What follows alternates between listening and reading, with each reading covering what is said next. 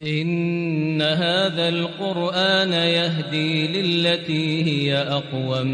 ويبشر المؤمنين الذين يعملون الصالحات أن لهم أجرا كبيرا. الحمد لله نحمده ونستعينه ونستغفره ونؤمن به ونتوكل عليه ونعوذ بالله من شرور أنفسنا ومن سيئات أعمالنا من يهده الله فلا مضل له ومن يضلله فلا هادي له ونشهد أن لا إله إلا الله وحده لا شريك له ونشهد أن محمد. أعوذ بالله من الشیطان الرجیم. بسم اللہ الرحمن الرحیم. ہماری جو کل کی آیات تھیں اس میں اللہ تبارک و تعالیٰ نے جو سورۃ انعام کی آیات تھیں اس میں اللہ تبارک و تعالیٰ نے کیا فرمایا کہ وہ لوگ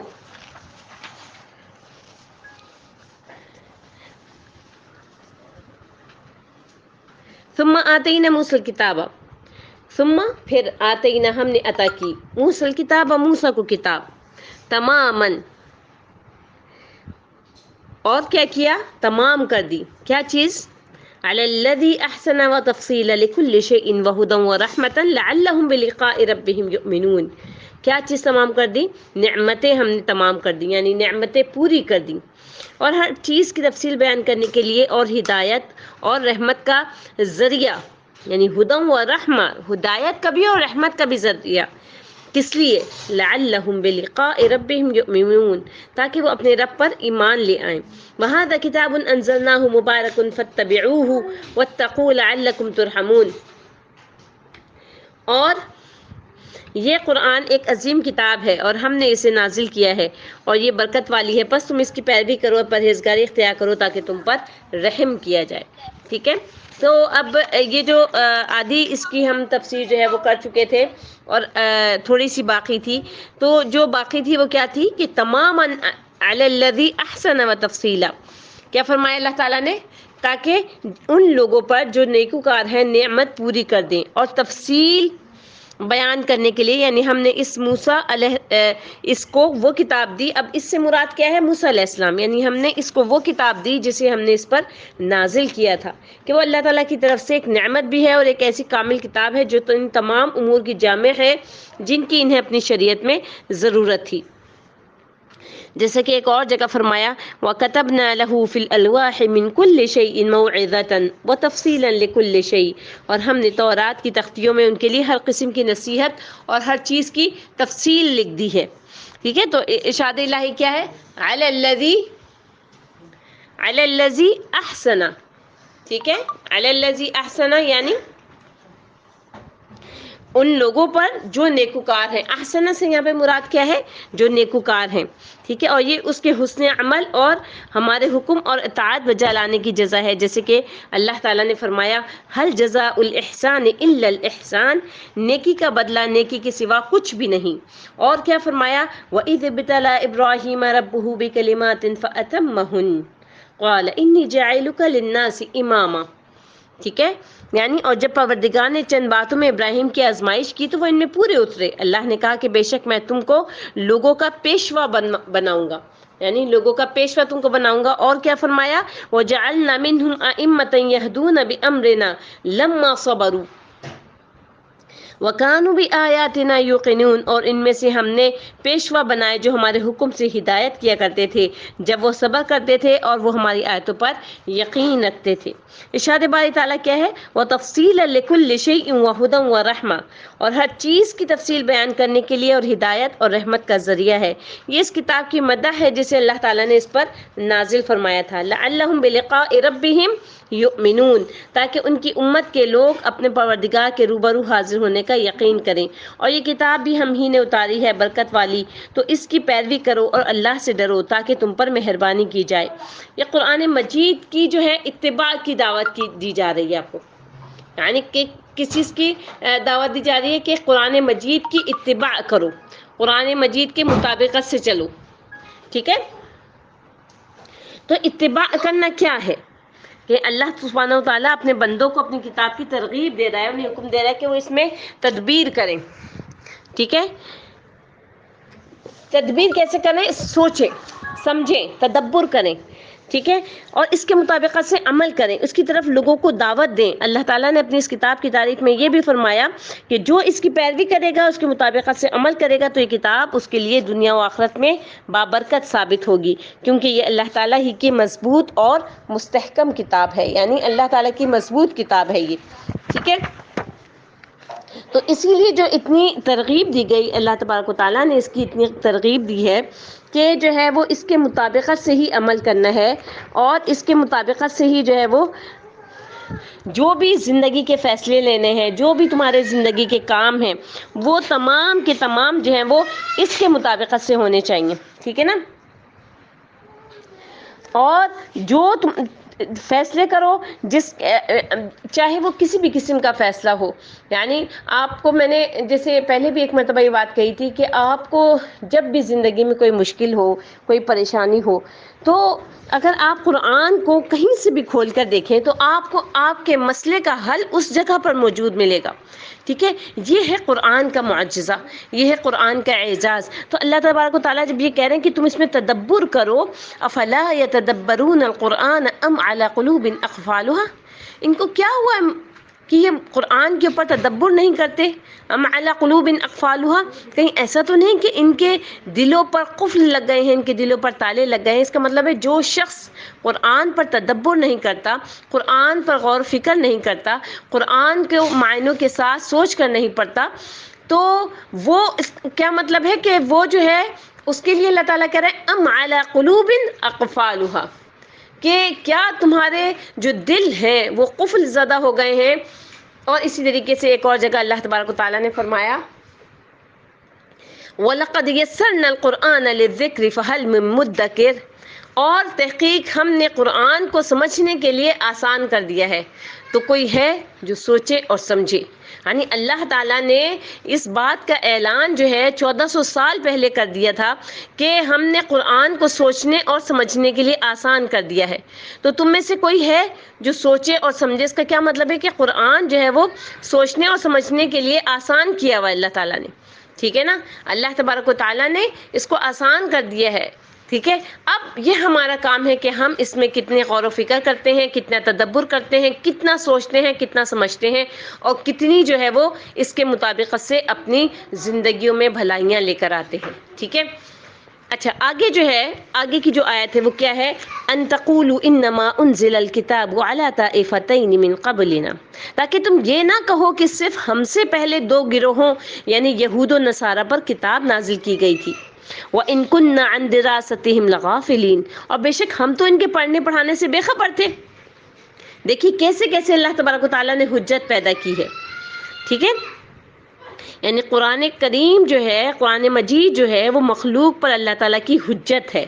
ٹھیک ہے نا۔ مخلوق پر حجت کیا ہے؟ امام ابن جریر فرماتے ہیں کہ اس آیت کریمہ کا مفہوم یہ ہے کہ ہم نے اس کتاب کو اس لیے نازل کیا ہے تاکہ تم یہ نہ کہو کہ انما انزل الکتاب علی طائفتین من قبلنا، کہ صرف ہم سے جو پہلے دو گروہ تھے ان پر کتاب نازل کی تھی اللہ تعالیٰ نے، یعنی یہودیوں پہ بھی کتاب نازل ہوئی یعنی توریت، عیسائیوں پر بھی عیسائیوں پہ جو کتاب نازل ہوئی وہ توریت تھی، اور اللہ تبارک و تعالیٰ نے زبور بھی نازل کی، ٹھیک ہے، انجیل بھی نازل کی۔ 3 کتابیں ہم سے پہلے نازل ہو چکی ہیں۔ اس کے علاوہ متعدد صحف اللہ تبارک و تعالیٰ نے نازل کی، یعنی حضرت ابراہیم علیہ السلام کے اوپر کوئی کتاب نہیں نازل ہوئی تھی، حضرت ابراہیم علیہ السلام کے اوپر صحیفے نازل ہوئے تھے۔ اس طریقے سے کافی انبیاء کے اوپر جو ہے وہ اللہ تعالیٰ نے صحیفے نازل کیے۔ تو اس میں کیا حجت بیان ہو رہی ہے کہ اللہ تعالیٰ نے یہ کتاب اس لیے نازل فرمائی ہے تاکہ تمہارا عذر، تمہاری حجت جو ہے وہ ختم ہو جائے۔ جیسے کہ ایک اور جگہ کیا فرمایا ولولا ان تصيبهم مصيبة بما قدمت ايديهم فيقولوا ربنا لولا ارسلت الينا رسولا فنتبع آياتك ونكون من المؤمنين، اور ایسا نہ ہو کہ اگر ان اعمال کے سبب جو ان کے ہاتھوں نے آگے بھیجا ہے ان پر کوئی مصیبت واقع ہو جائے تو یہ کہنے لگے کہ اے پروردگار تو نے ہماری طرف کوئی پیغمبر کیوں نہ بھیجا کہ ہم تیری آیتوں کی پیروی کرتے اور ایمان لانے والوں میں سے ہوتے تو ہم رسول نہ بھیجتے۔ یعنی اگر اللہ تبارک و تعالیٰ نے رسول بھیجا ہے وہ کس وجہ سے بھیجا ہے؟ اسی لیے بھیجا تھا کہ یہ لوگ یہ والی باتیں نہ کہنے لگے کہ یا اللہ اگر تو جو ہے ہمارے پاس کوئی رسول بھیجتا تو پھر ہم ایمان لے آتے، ٹھیک ہے نا. جو یہاں پر یہ ہے نا کہ علی طائفتین من قبلنا، ہم سے پہلے دو ہی گروہوں پر، یعنی علی بن ابو طلحہ نے حضرت ابن عباس رضی اللہ عنہما سے روایت کیا ہے کہ ان دو گروہوں سے مراد کون ہے؟ یہود اور نصارہ. اور آگے جو کہا جا رہا ہے وَإِن كُنَّ عَن دِرَاسَتِهِمْ لَغَافِلِينَ، اور بے شک ہم ان کے پڑھنے سے معذور اور بے خبر تھے. ٹھیک ہے، یعنی جو کہتے تھے کہ ہم اسے سمجھنے سے قاصر تھے کیونکہ ان کی زبان اور ہماری زبان مختلف تھی. اس کے ساتھ ساتھ ہم اس سے اس لیے بھی غافل تھے کہ جو ہے ہمیں پتہ ہی نہیں چلا کہ ہمارے لیے یہ کتابیں نازل ہوئی ہیں، اور ہم اپنے کاموں میں جو ہے وہ مصروف رہتے تھے. تو اس لیے آگے اللہ تعالیٰ کیا جواب دے رہے ہیں؟ او تقولوا لو ان انزل علینا الکتاب لکنا اہدی منہم، یعنی ان کا ایک اور حجت کیا ہوتی کہ اگر بے شک ہم پر کتاب نازل کی جاتی تو ضرور ہم جو ہے وہ ہدایت یافتہ لوگوں میں سے ہو جاتے. اہدی منہم، ہدایت یافتہ لوگوں میں سے ہو جاتے. فقد جاءکم بینۃ من ربکم وہدی ورحمہ، چنانچہ یقیناً تمہارے پاس تمہارے رب کی طرف سے ایک واضح ہدایت اور کتاب اور رحمت آ گئی ہے. بینۃ بھی کہا ہے اللہ تعالیٰ نے اس کتاب کو، ہدن بھی کہا ہے اور رحمت بھی کہا ہے. فمن اظلم ممن کذب بآیات اللہ وصدف عنہا، پھر اس شخص سے زیادہ ظالم کون ہے جس نے اللہ کی آیتوں کو جھٹلایا اور ان سے منہ موڑا. سنجزی الذین یصدفون عن آیاتنا سوء العذاب بما كانوا یصدفون، اور جو لوگ ہماری آیات سے منہ موڑتے ہیں انہیں جلد ہم سخت عذاب کی شکل میں سزا دیں گے، اس لیے کہ وہ حق سے منہ موڑتے ہیں، یعنی حق سے جو ہے وہ منہ موڑ لیتے ہیں، اس لیے ہم جلد ہی ان کو بہت سخت قسم کی سزا دیں گے. اچھا، اب جو یہ چیز ہے، یہ جو دوسری دلیل اللہ تعالیٰ نے دی ہے وہ کیا ہے کہ اللہ تعالیٰ فرمائے فقد جاءکم بینۃ من ربکم وہدی ورحمہ، یقیناً تمہارے پاس تمہارے پروردگار کی طرف سے دلیل آ گئی، رحمت آ گئی اور ہدایت آ گئی. یعنی تمہارے پاس اللہ تعالیٰ کی طرف سے نبی عربی حضرت محمد صلی اللہ علیہ وسلم کی زبانی جو ہے وہ قرآن عظیم آ گیا، جس میں حلال و حرام کے احکامات بھی ہیں، جس میں دلوں کے لیے ہدایت اور رہنمائی کا نور بھی ہے، اور جو اللہ تعالیٰ کی طرف سے اپنے ان بندوں کے لیے سراپا رحمت بھی ہے جو اس کی پیروی کرتے ہیں اور اس کے احکامات کو بجا لاتے ہیں. تو اللہ تعالیٰ فرما رہے ہیں تو اس سے بڑھ کر کون ظالم ہوگا جو اللہ کی آیتوں کی تکذیب کرے اور ان سے منہ موڑے. یعنی رسول اللہ صلی اللہ علیہ وسلم جس چیز کو لے کر تشریف لائے ہیں اس سے فائدہ ہی نہ اٹھائے، یعنی آپ کو جس چیز کے ساتھ مبعوث کیا گیا ہے اس کی پیروی نہ کرے اور نہ اس کے سوا جو ہے وہ دیگر چیزوں کو ترک کرے. یعنی جو دیگر اور چیزیں تھیں جیسے کہ جو ہے وہ تورات تھی، انجیل تھی، تو جو اس کے ماننے والے تھے ان کو کب تک ماننا تھا؟ جب تک ان کی شریعت موجود تھی، ان کے نبی جو ہے وہ انہوں نے جو شریعت لے کر آئے تھے، جب تک کہ نیا نبی نہ آ جائے اور نئے نبی پر جو کتاب نازل ہوئی ہے یا جو شریعت نازل ہوئی ہے اس کے مطابق سے وہ حکم نہ دینا شروع کر دے، جب تک تو پرانی شریعت پر عمل کیا جاتا ہے نا. ٹھیک ہے، تو اللہ تعالیٰ نے کیا کہا کہ اب جو دیگر جو چیزیں تھیں، جب اسلام آ گیا، جب قرآن آ گیا، جب حضرت محمد صلی اللہ علیہ وسلم آخری نبی بنا کر بھیجے گئے دنیا میں، تو پھر کیا اور چیزوں کو ترک کر دے. ٹھیک ہے، اور بلکہ صرف خود ہی نہ ترک کرے بلکہ دوسرے لوگوں کو بھی اللہ تعالیٰ کی آیات کی پیروی کرنے کی ہدایت دے اور دوسرے لوگوں کو بھی اس بات کی ترغیب دے کہ جو ہے تم نے دیگر چیزوں کو ترک کرنا ہے. ٹھیک ہے، اس کے بعد اللہ تبارک و تعالیٰ فرما رہے ہیں هل ينظرون الا ان تأتيهم الملائکۃ او یأتی ربک او یأتی بعض آیات ربک، کیا وہ صرف اس بات کا انتظار کر رہے ہیں کہ ان کے پاس فرشتے آئیں یا آپ کا رب آئے یا آپ کے رب کی بعض نشانیاں آئیں؟ یوم تأتی بعض آیات ربک لا ينفع نفسا ایمانها لم تکن آمنت من قبل او کسبت فی ایمانها خیر فی ایمانها خیرا قل انتظروا انا منتظرون. جس دن آپ کے رب کی بعض نشانیاں آ جائیں گی تو کسی ایسے شخص کا ایمان لانا اسے فائدہ نہیں دے گا جو اس سے پہلے ایمان نہیں لایا تھا یا اس نے اپنے ایمان میں کوئی نیک عمل نہیں کیا تھا. کہہ دیجئے تم انتظار کرو، بے شک ہم بھی انتظار کرنے والے ہیں. یعنی اللہ تبارک و تعالیٰ جو ہے وہ اس آیت میں ایمان لانے میں تاخیر کرنے پر سرزنش کر رہے ہیں. یعنی اس آیت میں اللہ تبارک و تعالیٰ نے کیا فرمایا کہ جو ایمان لانے میں تاخیر کرتے ہیں، ایمان لانے میں دیر کرتے ہیں، پھر اللہ تعالیٰ کی آیتیں نظر آ جاتی ہیں تو کہتے ہیں کہ اب ہم ایمان لے آئے. ٹھیک ہے، تو ایسا ایمان جو ہے وہ کچھ بھی فائدہ نہیں دے گا. ٹھیک ہے، یعنی جب قیامت کی نشانیاں نظر آ جائیں گی، علامات کبریٰ، پھر ایمان لانے کا فائدہ نہیں دے گا۔ جس نے اپنے ایمان میں کوئی بھلائی نہ کمائی ہو، اور ویسے بھی جو شخص ایمان لا کر کچھ کرتا نہیں ہے، صرف زبانی خالی خوری ایمان کا دعویٰ کرتا ہے، عمل نہیں کرتا، تو پھر اس کو بھی کچھ فائدہ نہیں ہوگا، کیونکہ عمل ایمان میں داخل ہے۔ ایمان کی جزا جب جنت بتائی گئی، بخشش بتائی گئی، تو اس کا کیا مطلب ہے کہ جو شخص ایمان لا کر اچھے کام کرے گا، اس کے لیے سب کچھ ہے۔ تو کیا کہا جا رہا ہے کہ اے محمد صلی اللہ علیہ وسلم، تم انتظار کرو، ہم بھی انتظار کر رہے ہیں، یعنی قیامت کا دن آ ہی جائے گا اور فیصلہ جو ہے وہ جلد ہی ہو جائے گا، یعنی تمہارے درمیان میں ہم جلد ہی فیصلہ کر کے سنا دیں گے۔ ٹھیک ہے، اچھا، اب یہ جو اللہ تبارک و تعالیٰ نے ایمان لانے میں تاخیر پر سرزنش کی ہے، کہ اللہ تعالیٰ نے کفر کرنے والوں، رسولوں کی مخالفت کرنے والوں، اس کی آیات کی تکذیب کرنے والوں اور اس کے راستے سے روکنے والوں کو جو سرزنش کی ہے، اور کیا کہا ہے کہ یہ اس کے سوا کس بات کے منتظر ہیں کہ ان کے پاس فرشتے آئیں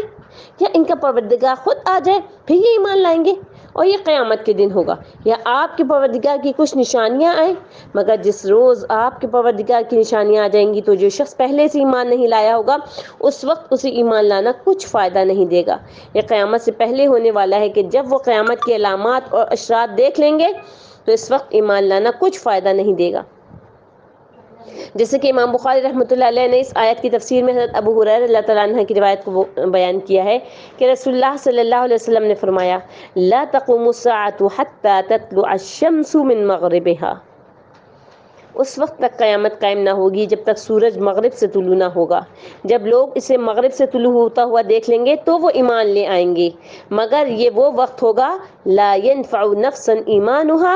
لم تکن آمنت من قبل، جو شخص پہلے ایمان نہیں لایا ہوگا، اس وقت اسے ایمان لانا کچھ فائدہ نہیں دے گا، یعنی کوئی فائدہ نہیں ہوگا اس کے ایمان لانے کا۔ تو حضرت امام ابن جریر رحمۃ اللہ علیہ نے حضرت ابو ہریرہ رضی اللہ عنہ کی روایت کو بیان کیا ہے کہ نبی کریم صلی اللہ علیہ وسلم نے فرمایا: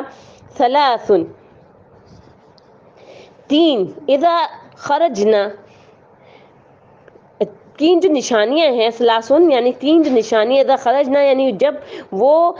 نظر آ جائیں گی، طلوع ہو جائیں گی، نمودار ہو جائیں گی، تو اس وقت لا ينفع نفسا ایمانها،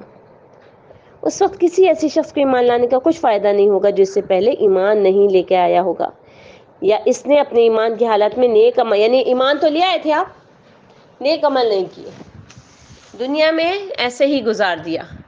دنیا میں یہ سوچا ہی نہیں کہ کسی وقت بھی اللہ تبارک و تعالیٰ، آپ کو پتہ ہے قیامت کے لیے جو ہے جب علامات ساعت بیان کی تھی نبی کریم صلی اللہ علیہ وسلم نے، تو صحابہ کرام کو ایسا محسوس ہوتا تھا کہ شاید کل قیامت آ جائے گی، اور اسی طریقے سے ایک حدیث ہے کہ نبی کریم صلی اللہ علیہ وسلم نے فرمایا کہ میں اور قیامت جو ہے وہ دو انگلیوں کو کا اشارہ کر کے فرمایا کہ اس طرح سے ہے۔ یعنی جب انہوں نے یہ بیان کیا کہ جمعے کے دن قیامت ہوگی، تو صحابہ کرام کو ہر جمعے کو یہ ڈر لگتا تھا، اور آپ کو پتہ ہے کہ جتنے پرندے اور جتنے چرندے اور جتنے زمین پر پائے جانے والی مخلوق ہے، انسان اور جنات کے علاوہ، وہ سب جو ہے وہ جمعے کے دن فجر کے وقت ڈر رہے ہوتے ہیں کہ کہیں ایسا نہ ہو آج قیامت ہو جائے۔ ہر جمعے کے دن وہ ڈرتے ہیں، اور سور جو ہے وہ لے کے بیٹھے ہوئے ہیں کہ بس اذن ہو اور میں پھونک دوں، یعنی اتنا قریب ہے ہم قیامت سے۔ تو ہمیں تو اپنی موت کا ہی ڈر نہیں ہے، جو کہ کسی لمحے بھی آ جائے،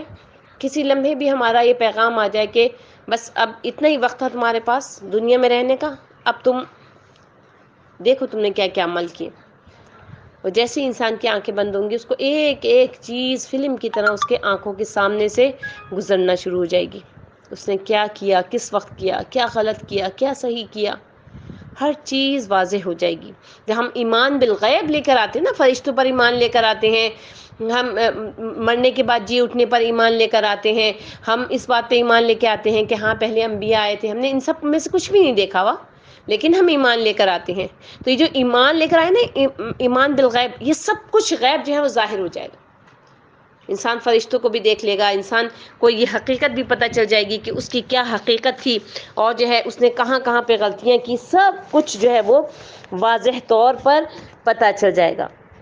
امام احمد نے عمر بن جریر کی روایت کوئی بیان کیا ہے کہ 3 مسلمان مدینے میں مروان کے پاس بیٹھے تھے اور انہوں نے سنا کہ وہ قیامت کی نشانیوں کے بارے میں بیان کر رہا تھا کہ ان میں سے سب سے پہلی نشانی دجال کا آنا ہوگا۔ یہ لوگ عبداللہ بن عمر کے پاس چلے گئے اور نشانیوں کے بارے میں مروان سے سنی ہوئی بات ان سے بیان کی، تو عبداللہ نے کہا کہ مروان نے یہ بات صحیح طرح بیان نہیں کی، جبکہ میں نے رسول اللہ صلی اللہ علیہ وسلم سے اس کے بارے میں ایک حدیث یاد کی ہے جسے آج تک میں بھولا نہیں ہوں۔ میں نے سنا کہ رسول اللہ صلی اللہ علیہ وسلم فرما رہے تھے ان اول الآیات خروجا طلوع الشمس من مغربها، یعنی جو انہوں نے جو بیان کیا اس میں کیا تھا کہ قیامت کی سب سے پہلی نشانیوں میں سے ایک نشانی ہوگی کہ سورج مغرب سے طلوع ہوگا اور چاش کا وقت ہوگا، اس وقت جو ہے وہ زمین سے ایک جانور جو ہے وہ نمودار ہوگا، جو کہ یعنی وہ جو جانور ہوگا دابۃ الارض اس کا نام ہوگا، تو وہ جو ہے وہ ان میں سے جو نشانی پہلے نمودار ہوگی تو فوراً دوسری اس کے بعد نمودار ہو جائے گی، ٹھیک ہے نا۔ پھر عبداللہ نے جو سابقہ آسمانی کتابیں بھی پڑھتے رہتے تھے کہا کہ میرا خیال یہ ہے کہ سب سے پہلے نشانی سورج کا مغرب سے طلوع ہونا ہے، اور جب سورج جب بھی غروب ہوتا ہے تو وہ عرش الہی کے نیچے آ کر سجدہ کرتا ہے، پھر واپس جانے کے لیے اجازت طلب کرتا ہے، تو اسے واپس جانے کی اجازت مل جاتی ہے تاکہ اللہ تعالیٰ جب اسے مغرب سے طلوع کرنا چاہے گا تو وہ اپنے حسب معمول عرش الہی کے نیچے آ کر سجدہ کرے گا اور واپس جانے کی اجازت طلب کرے گا، مگر اسے کوئی جواب نہیں دیا جائے گا۔ یہ پھر واپسی کی اجازت طلب کرے گا، مگر اسے پھر بھی کوئی جواب نہیں دیا جائے گا، حتیٰ کہ جب اللہ تعالیٰ کی مشیت سے رات کا کچھ حصہ چلا جائے گا اور اسے معلوم ہو جائے گا کہ اگر اسے واپسی کی اجازت مل بھی جائے تو وہ مشرق کو نہیں پہنچ سکتا، تو وہ عرض کرے گا کہ اے اللہ، مشرق کس قدر دور ہے، مجھے لوگوں تک کون پہنچائے گا؟ حتیٰ کہ افق جب ایک طوق کی طرح محسوس ہوگا تو سورج پھر واپسی کے لیے اجازت طلب کرے گا، تو اس سے کہا جائے گا کہ تو اپنی اسی جگہ سے طلوع ہو جا، تو یہ لوگوں کے لیے مغرب سے طلوع ہو جائے گا، ٹھیک ہے۔ اور پھر حضرت عبداللہ نے اس آیت کریمہ کی تلاوت کی، یوم تأتی بعض آیات ربک لا ينفع نفسا، جس دن تیرے رب کی بعض نشانیاں آ جائیں گی تو جو شخص پہلے ایمان نہیں لایا ہوگا اس وقت اسے ایمان لانے کا کچھ فائدہ نہیں ہوگا، یا اس نے اپنے ایمان کی حالت میں نیک عمل نہیں کیے ہوں گے۔ تو جو ارشاد باری تعالیٰ ہے کہ لا ينفع نفسا ایمانها، اس کے کیا معنی کیا ہے کہ اس دن جب کافر ایمان لے آئے گا تو وہ اس سے قبول نہیں کیا جائے گا، اور جو شخص اس دن سے پہلے مؤمن ہوگا اور عمل صالح کرتا ہوگا، نیک اعمال کرتا ہوگا، تو وہ عظیم بھلائی میں ہوگا، ٹھیک ہے۔ اور جو ہے وہ اگر عمل صالح نہ کرتا ہوگا اور اس دن توبہ کرے گا تو اس کی توبہ قبول نہیں ہوگی، جیسا کہ سابقہ احادیث سے بھی یہی معلوم ہوتا ہے، او کسبت فی ایمانہا خیرا، یعنی اس کے معنی یہی ہے کہ اس سے نیک عمل بھی اس وقت قبول نہ کیا جائے گا۔ تو اللہ تعالیٰ فرما رہے ہیں قل انتظروا انا منتظرون، اے پیغمبر ان سے کہہ دیجئے کہ تم بھی انتظار کرو، بے شک ہم بھی انتظار کرتے ہیں۔ یہ کافروں کے لیے شدید قسم کی جو ہے وہ ڈانٹ ہے، شدید قسم کی سرزنش ہے، اور اس شخص کے لیے زبردست قسم کی وعید ہے جو اپنے ایمان اور توبہ کو اس وقت تک کے لیے مؤخر کر دے کہ جب ایمان یا توبہ بھی کوئی نفع بخش نہ ہو، یعنی اس وقت جب سورج مغرب سے طلوع ہوگا، کیونکہ یہ وہ وقت ہوگا جب کہ قیامت بالکل قریب آ جائے گی اور اس کی علامات ظاہر ہونا شروع ہو جائیں گی، جیسے کہ ارشاد باری تعالیٰ ہے کہ اب تو یہ لوگ قیامت ہی کو دیکھتے ہیں کہ ناگہاں ان پر واقع ہو گئی، سو اس کی نشانیاں جو موجود ہوئی ہیں پھر جب وہ ان پر نازل ہو جائے گی اس وقت انہیں نصیحت کہاں مفید ہوگی۔ اور ایک اور جگہ فرمایا چنانچہ جب انہوں نے ہمارا عذاب دیکھ لیا تو کہنے لگے کہ ہم اللہ واحد پر ایمان لے آئے اور جس چیز کو اس کے ساتھ شریک بناتے تھے ہم اس کا انکار کرتے ہیں، پھر جب وہ عذاب ہمارا دیکھ چکے تو اس وقت ان کو ایمان لانا کوئی فائدہ نہیں دے گا۔ یعنی اس کا کیا مطلب ہے؟ دیکھیں ہم میں سے بھی بعض لوگ ہیں نا، ان کو آپ کہیں نماز کی ہدایت کریں، ایمان کی ہدایت کریں، تو وہ کیا کہتے ہیں؟ وہ کہتے ہیں کہ ابھی تو بہت وقت باقی ہے، ابھی تو بڑھاپے میں جو ہے وہ عبادتیں کر لیں گے، بڑھاپے میں جو ہے وہ زندگی تو ایک ہی دفعہ ملی ہے اور جو ہے اس میں ہم عیاشی کر لیں اور بڑھاپے میں ہم عبادت کر لیں گے۔ تو یہ وہ چیز ہے کہ جس وقت موت کا فرشتہ سامنے آ جائے گا تو انسان کے لیے شخصی جو قیامت شخصی ہے وہ تو قائم ہو جائے گی، ٹھیک ہے نا۔ قیامت کلی جو ہے وہ تو اسی وقت قائم ہوگی جب کہ سورج جو ہے وہ مغرب سے نکلے گا، لیکن قیامت شخصی جو ہے وہ شخص کے لیے قائم ہو گئی، جس کی موت آ گئی اس کے لیے اس کی قیامت قائم ہو گئی۔ اب تو وہ کوئی عمل نہیں کر سکتا، اب وہ توبہ نہیں کر سکتا، ابھی اس کی روح اس کے اندر موجود ہے، لیکن فرشتوں کو دیکھ لینے کے بعد توبہ کا دروازہ بند ہو جاتا ہے، پھر انسان کے ہاتھ میں کچھ بھی نہیں رہتا۔ تو پیاری بہنوں، یہ وقت ہے کہ ہم جو ہے اپنے گناہوں سے توبہ کریں، اللہ تبارک و تعالیٰ نے جو عطا کیا ہے اس کے اوپر شکر گزار ہوں اور اللہ تبارک و تعالیٰ سے اس کی ہدایت اور اس کی رحمت طلب کریں۔ سبحان ربک رب العزت عما یصفون وسلام علی المرسلین والحمد للہ رب العالمین۔ السلام علیکم ورحمۃ اللہ وبرکاتہ۔